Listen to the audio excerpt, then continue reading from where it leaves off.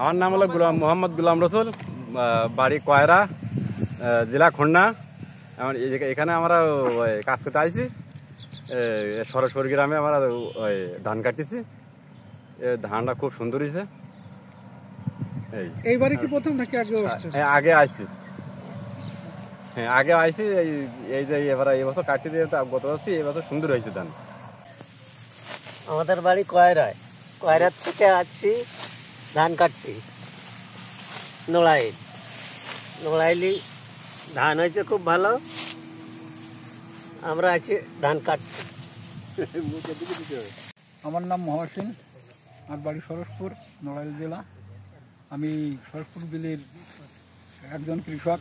আমি 2 একর জমিতে ধান করেছি, রূপা আমন। 2 একর জমিতে আশা করি বাদ বাকি আল্লাহর ইচ্ছা 120 মণ ধান হবে। এখন এবার বছরে ধানের পোকা একটু আক্রমণ বেশি, মাজরা পোকা। তা যাই হোক, আল্লাহ যা যাচ্ছে ভালো যাচ্ছে, কিন্তু দামটা একটু কম। 1200 টাকা বিক্রি হচ্ছে। 1300-1400 টাকা হলেই কৃষক বাঁচে। যে পরিমাণ খরচ হয়েছে 1300-1400 টাকা মন হলেই কৃষক বাঁচে। বর্তমানে 1200 টাকা বিক্রি হচ্ছে ধান। আমার নাম মোহাম্মদ রাজ্জাক মহল। আমি আইসি সাতক্ষীরা জেলার থেকে, থানা তালা। আইসি নড়াইল জেলায় ধান কাটতি। আমার নাম ফারুক শেখ, জেলা সাতক্ষীরা, থানা তালা, ইউনিয়ন মাগুরা। এই নড়াইল জেলায় প্রতি বছর আমরা ধান কাটতে আসি। বহুত লোক আসে, এ বিল থেকে আরেক বিলে যায়, প্রতি গৃহস্থরে যায়।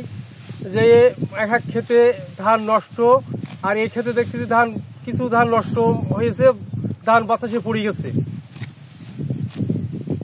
ফলনটা প্রচুর তো বললাম।